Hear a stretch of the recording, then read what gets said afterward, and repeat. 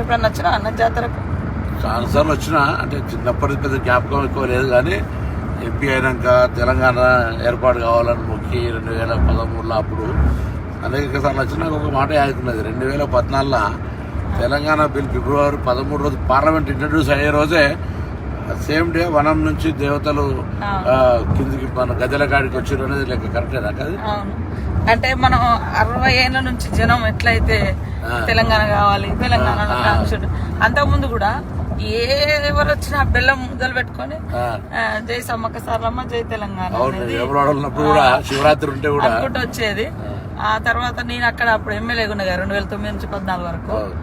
ఆ రోజు మేము ఆడ మీడియా పాయింట్ ఉంటుంది, నాకమంచి అంటారు. నాకమంచి అంటే అది సెక్యూరిటీ. ఒకప్పుడు యుద్ధం అప్పుడు సమ్మక్క సారలమ్మ కాకతీయులకు వ్యతిరేకంగా పోరాటం చేసేటప్పుడు వాళ్ళ సైన్యాలు ఎక్కడి నుంచి వస్తున్నాయి అని వీళ్ళు ఒక మంచలాగా హైట్ వేసుకుని, అది ఇప్పుడు మనము ఒక పోలీస్ చెక్ పోస్ట్ లాగా ఇప్పుడు లాస్ట్ కు మీడియా పాయింట్ అయిపోయింది అంతే.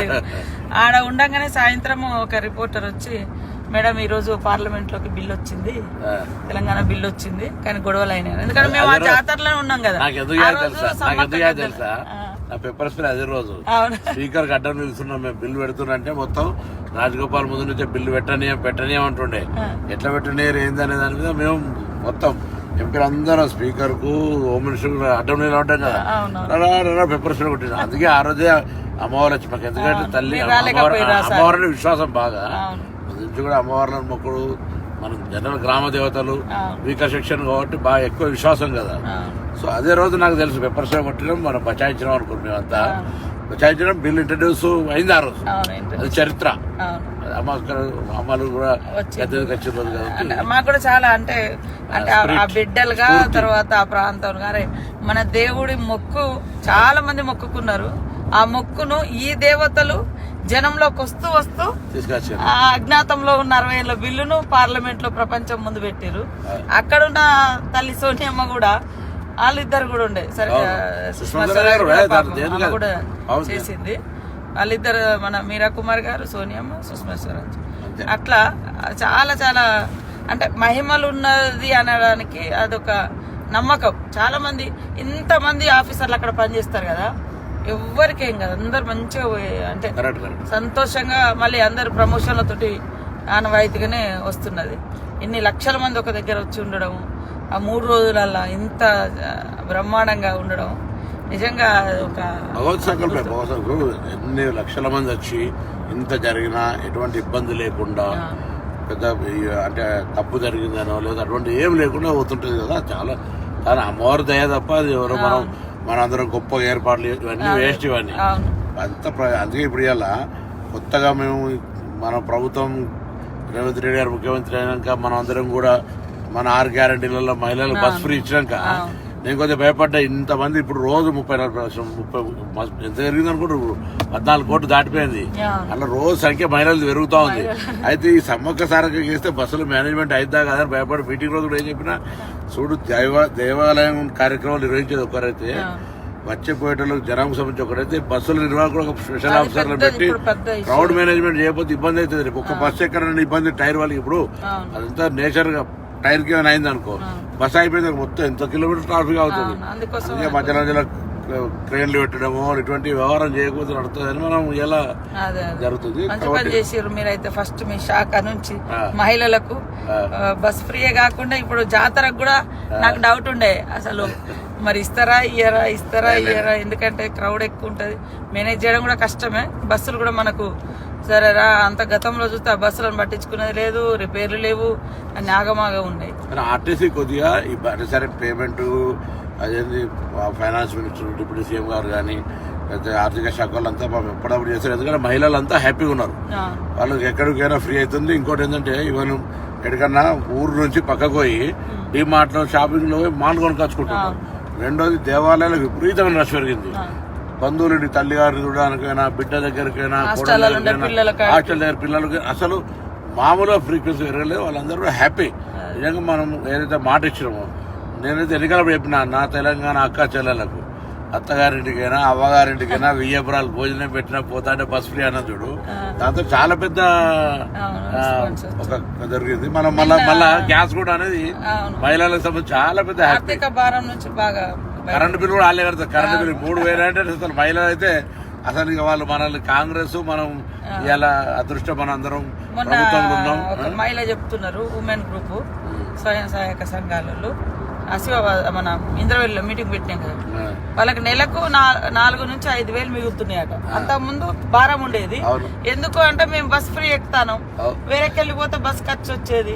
ఆ బస్సు కిరాయి కట్టకుండా మేము ఏడికి పోయినా కూడా పని చేసుకొని వస్తాను. మహిళా సంఘాలలో కూడా 4,000 నుంచి 5,000 భారం మాకు తగ్గింది మీ గవర్నమెంట్ వచ్చిన. చదువుకున్న పిల్లలక్క నేను నిజామాబాద్ మనం సడన్ గా ఆర్మూర్ బస్ స్టాండ్ కైనా 330 రూపాయల టికెట్ మంచి పోతుంది వస్తుంది. వీక్లీ ఒకసారి అవసరమైతే 2-3 రోజుల కోసం వేస్తున్నారు. అంటే చాలా కన్వీనియంట్ జరిగింది. దూరం నుంచి 500-600 ఉన్నది బస్ కిరాయి వాస్తవానికి. గతంలో పెంచేసారు ఇప్పుడు.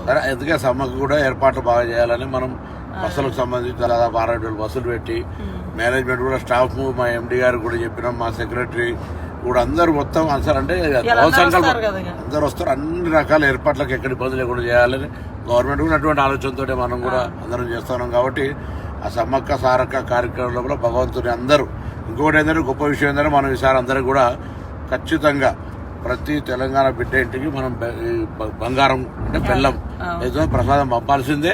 ఆ కార్యక్రమం కూడా మనం తప్పకుండా నిర్వహించాల్సిన అవసరం ఉంది.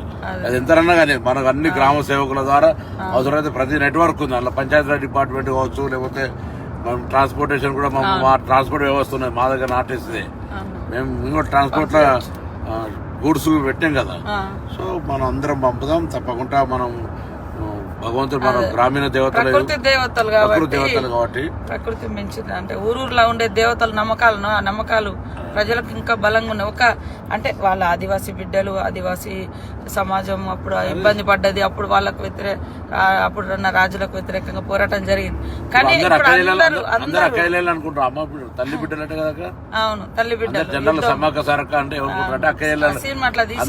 సినిమా గానీ లేదా బయట కూడా ప్రొజెక్షన్ తప్ప అసలు సమ్మక్క సారక్క అక్కయ్యాలనుకుంటు. సమ్మక్క సారక్క తల్లి బిడ్డలు జరిగిన పోరాటంలో జరిగిన వ్యవస్థ అసలు ఏం చెప్పుకుంట అంటే అప్పుడు 13వ శతాబ్దంలో కాకతీయులు పరిపాలించారు మన ఏరియా. అటు కూడా మన గోదావరి ప్రాంతం అంతా కూడా వాళ్ళ కంట్రోల్లో ఉండే.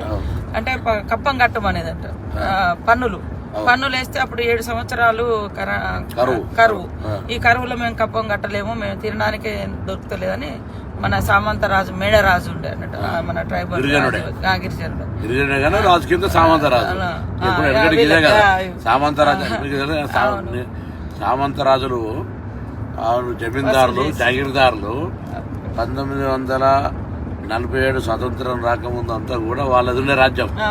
మళ్ళీ ఎట్లయితే స్వతంత్రం వచ్చి మనం భారతదేశంలో వెళ్ళలేమో వాళ్ళంతా కాంగ్రెస్ నాయకులు ఎమ్మెల్యేలు ఎంపీలు అయిపోయి మళ్ళీ ఇప్పటికీ అలాగే వస్తున్నారు. దాని తర్వాత తెలంగాణ ఉద్యమం వచ్చింది. మళ్ళీ ఆనాడేమో మనం ముక్తి కోసం విముక్తి కోసం అన్నాం. ఇలా నీళ్లు నిధుల కోసం ఆనాడు జరిగింది, మళ్ళీ ఇదే జరిగింది. ఆయన ఇబ్బంది పెడితే మేము కట్టలేమంటే కాకతీయులు యుద్ధం ప్రకటించారు. వీళ్ళ దగ్గరేమో మంచి ఆధునికమైనటువంటి ఆధునిక ఆయుధాలు, మన దగ్గరేమో బల్లలు, బర్షలు, బాణాలు. అట్లా కూడా పాపం యుద్ధం చేసిర్రు.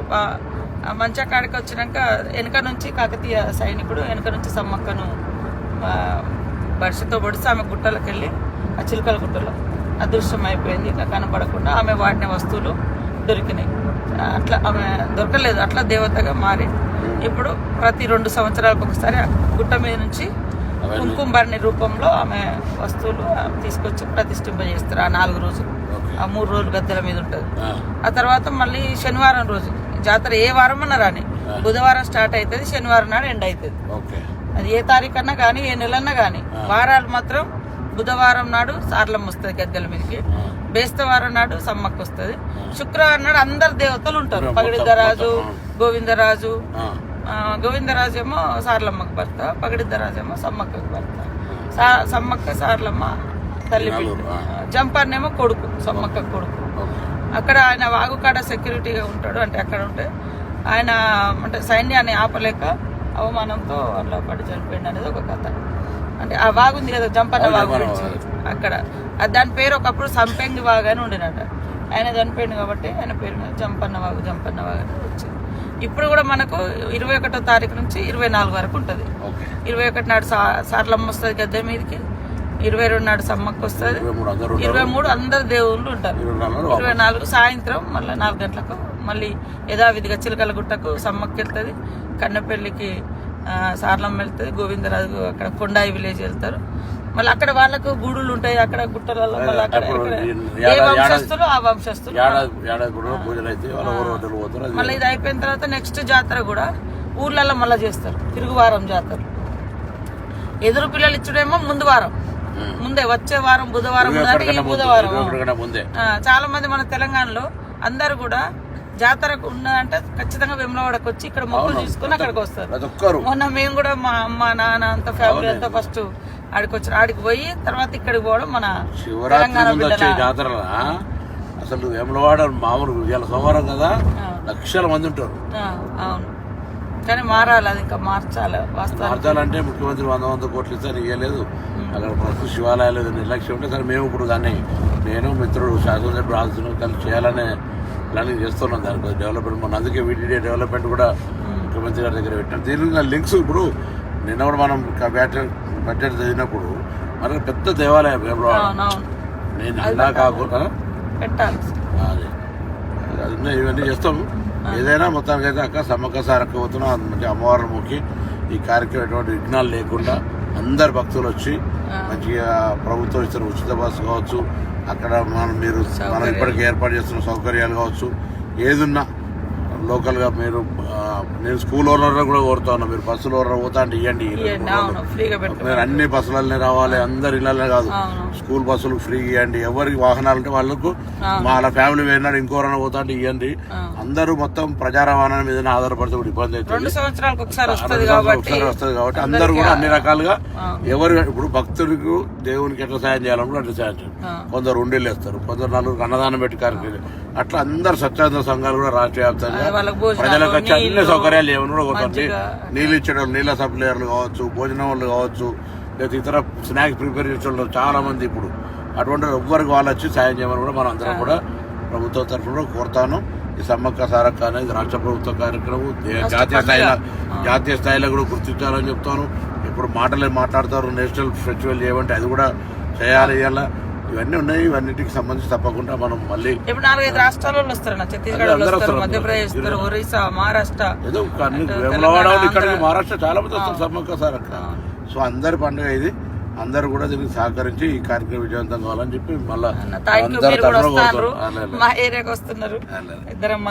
వరంగల్ జిల్లా ఉమ్మడి జిల్లానే కదా కాబట్టి మళ్ళీ ఒకసారి అందరం కుటుంబ పరంగా కూడా వస్తాం.